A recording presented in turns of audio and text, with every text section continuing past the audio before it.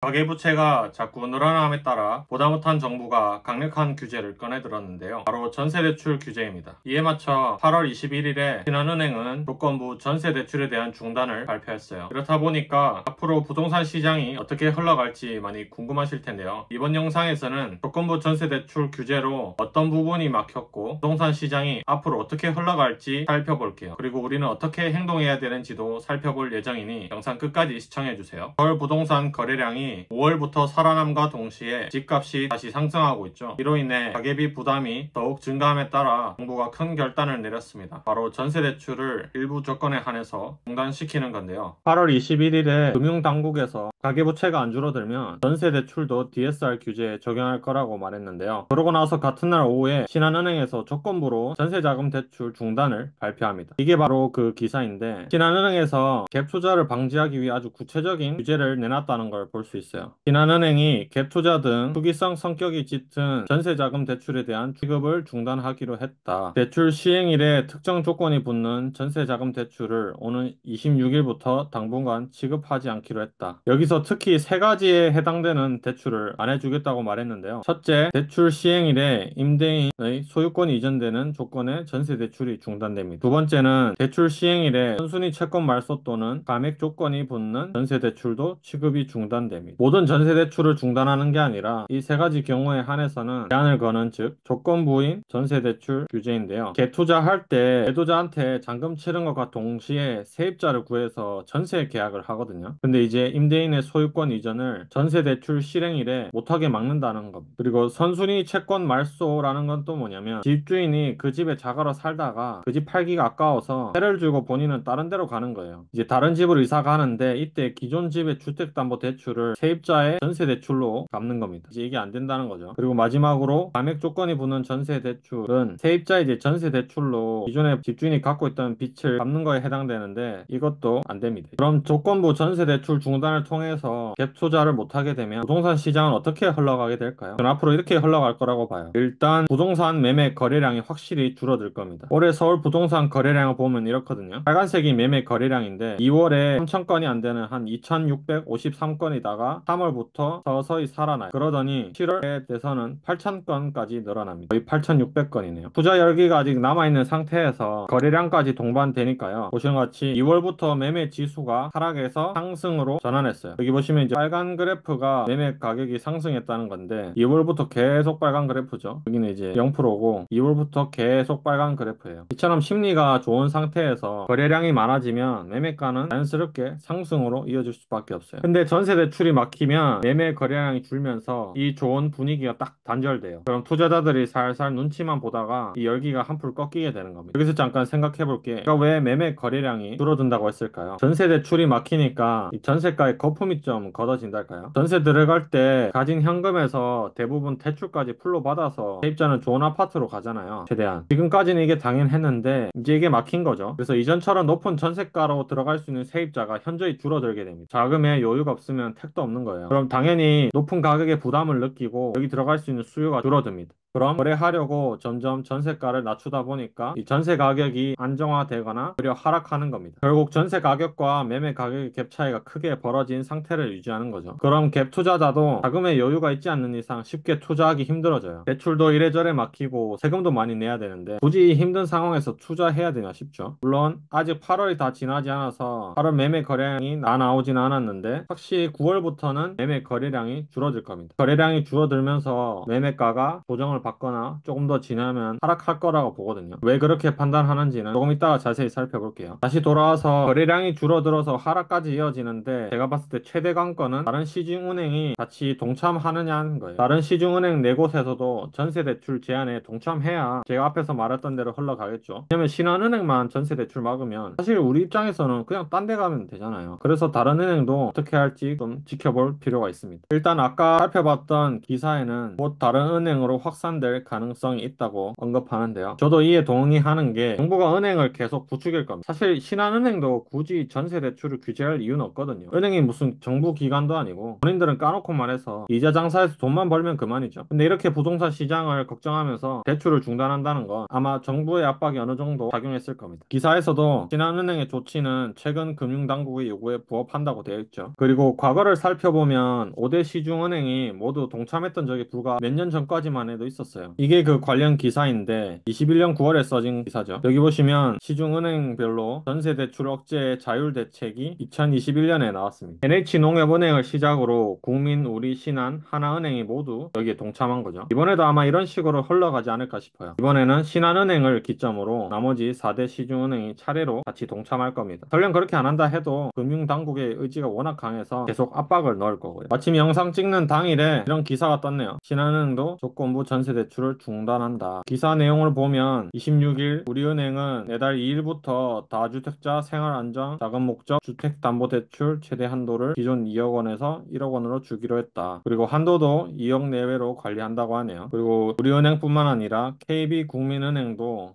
29일부터 만기를 일괄 축소하고 한도를 1억 6천에서 5천으로 대폭 줄이는 방안을 시행한다고 합니다. 그럼 5대 시중은행의 전세 대출이 막히고요. 매매 전세 갭 차이가 벌어짐에 따라 매매 거래량이 줄어들어서 결국 집값이 상승할 동력을 잃을 겁니다. 저는 이렇게 부동산 시장의 열기가 꺾임에 따라서 특히 수도권 시장은 본격적인 하락장에 돌입할 거라고 보는데요. 왜 그렇게 생각하는지 자세히 살펴볼게요. 지금 서울의 미분양이 22년부터 계속 쌓이고 있거든요. 물론 구축 아파트가 많이 오르는 와중에 아직 분양가 상한제 아파트도 있어서 청약 열기가 이어지고 있어요. 근데 만약 구축 아파트 가격이 더 이상 상승하지 않고 지지부진하면요, 분양가가 상대적으로 싸게 느껴질 겁니다. 왜냐면 건축비, 자재비, 땅값 등의 이유로 분양가가 계속해서 오를 수밖에 없거든요. 그런 분위기가 이렇게 바뀔 겁니다. 그냥 비교적 싼 구축 아파트 사지 굳이 이렇게 청약해서 들어갈 필요가 있느냐고 말이죠. 그럼 청약 열기도 점점 식어가면서 미분양이 기존에 더해서 더 쌓이게 될 겁니다. 나중에는 입지가 좋음에도 불구하고 계약 포기자가 생기면서 청약 시장까지 침체돼요. 거기에 더해 만약 악성 미분양까지 생기면 집값은 더 빨리 떨어질 겁니다. 남들 다 들어가고 싶어하는 신축 아파트가 저렇게 계약 안 돼서 매물이 넘쳐나는데 매수자는 급할 이유가 없는 거죠. 그럼 수도권 부동산 시장은 전체적으로 분위기가 가라앉으면서 본격적인 하락장에 돌입하게 됩니다. 부동산 시장은 사이클이 최소 10년에서 15년 정도 돌거든요. 근데 본격적인 하락장에 돌입하면요, 1, 2년 잠깐 하락하는 게 아니라 최소 4, 5년은 정도 하락하게 돼요. 생각보다 길죠. 그럼 서울이나 수도권에 갭 투자하고 싶어도 할 데가 없어요. 저는 이때 어떤 선택을 하느냐에 따라서 투자자들 사이에서도 자산이나 다음 측면에서 엄청난 격차가 생길 거라고 봅니다. 수도권이 비록 하락하지만 지방에 있는 부동산을 살펴보면요, 바닥을 다지고 상승할 준비를 마친 지역들을 충분히 찾을 수 있거든요. 지난 서울은 14년부터 본격적으로 상승하기 시작했거든요. 그래서 그 이전까지는 하락했는데 예를 들어서 대구 같은 데는 2012년, 2013년에도 열심히 오르고 있었어요. 이처럼 각 지역마다 사이클이 다르게 돌기 때문에 지방을 눈여겨볼 필요가 있어요. 제 지인 중에 5천만 원 정도 모았는데 서울에 어디 투자할 곳 없냐고 저한테 물어보면요, 저는 무조건 수도권보다 앞으로 기회가 훨씬 더 많을 지방을 쳐다보라고 말할 겁니다. 실제로 제가 컨설팅 상담하면서 이런 걸 물어보신 분이 계셨거든요. 지금 서울에 5천만 원 정도 갭 투자하고 싶은데 어떻게 생각하느냐고요. 그래서 똑같이 말씀드렸죠. 서울은 이제 하락할 거니까 집값 바닥 찍으려면 최소 4, 5년 정도 기다려야 된다. 그래서 이 긴 시간 동안 5천만 원 그냥 쉬게 하는 것보다 지방에 투자할 곳 없는지 찾아보는 게 훨씬 나을 거라고 말이죠. 그래서 수도권만 투자하는 사람은 서울 집값 계속 떨어질 때 분명히 이렇게 말할 겁니다. 더 이상 부동산으로 투자해서 돈 못 번다고 말이죠. 그러면서 부동산 시장을 떠날 게 뻔한데, 이에 반해 지방에 투자할 곳 없나 분석하고 임장 다니시는 분들은요, 분명 그곳에서 돈 벌 기회를 잡을 겁니다. 이렇게 수도권만 보고 부동산 시장을 떠난 사람과 계속 시장에 남아서 기회를 엿보다가 지방에 투자한 사람은요, 이 시기가 되면 두 사람 간의 격차가 확실히 벌어졌다는 게 느껴져요. 그 시기는 바로 수도권이 긴 하락장을 마친 후 바닥을 다질 때인데요. 부동산 시장을 떠났던 사람은 투자금이 그대로이거나 오히려 줄었을 겁니다.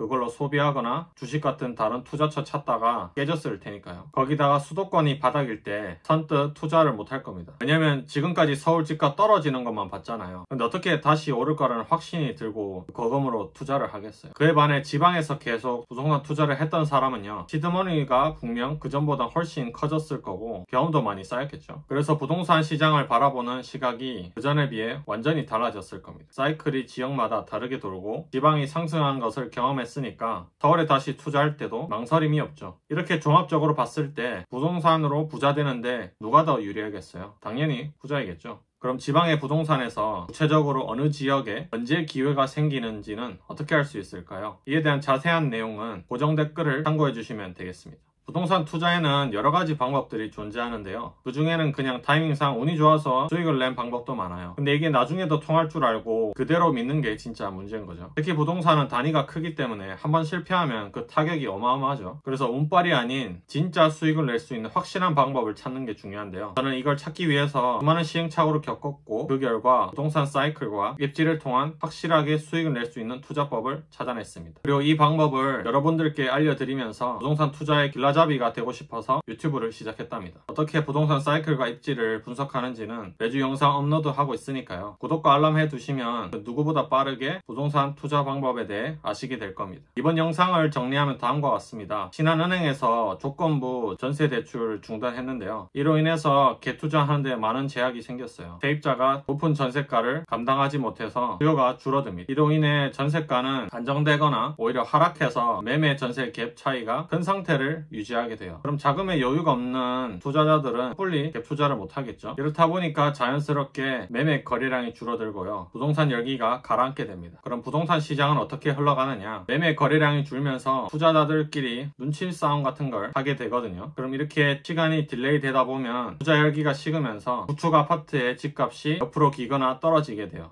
이 여파가 분양시장에도 이어지게 되는데요. 계속 높아지는 분양가에 의문을 가지고 분양시장에서도 계약 포기하는 사람들이 발생하는 거죠. 이로 인해서 미분양이 계속 쌓이게 되고 악성 미분양까지 생기면 집값 하락을 더욱 부추기게 됩니다. 그럼 서울을 포함한 수도권 부동산 시장이 전체적으로 하락장에 돌입하게 되는데요. 이때 투자자들은 마냥 기다리는 게 아니라 지방에 또 기회를 잡으려고 바삐 움직여야 됩니다. 왜냐하면 수도권과 지방의 사이클은 각기 다르게 움직이기 때문이죠. 수도권이 하락하는 동안 지방에 있는 부동산에 분명 기회가 생기거든요. 이를 대비하는 사람은 분명 나중에 자산과 경험 측면에서 큰 격차로 뒤처지게 될 겁니다. 그러니 서울 부동산의 긴 하락장 끝에 다시 상승하기 전까지 열심히 지방에 부동산 투자하셨으면 좋겠습니다. 감사합니다.